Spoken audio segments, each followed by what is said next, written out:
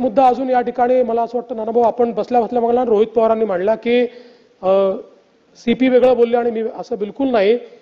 सीपींनी हे सांगितलं की हे प्री प्लॅन होतं की नाही या संदर्भात आम्ही चौकशी करतो आहोत, या संदर्भात आम्ही त्याची माहिती घेतो आहोत. अजून आम्ही अंतिम निष्कर्षाला आलेलो नाही नागपूरच्या प्रकरणात.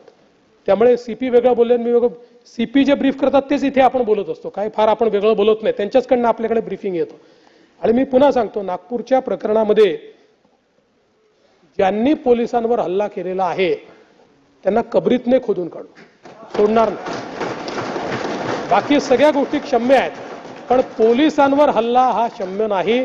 त्यामुळे त्यांच्यावर जी स्ट्रिक्टेस्ट कारवाई आहे ती कारवाई करून विविक्षित वेळेमध्ये त्यांच्यावर ही सगळी कारवाई केली जाईल.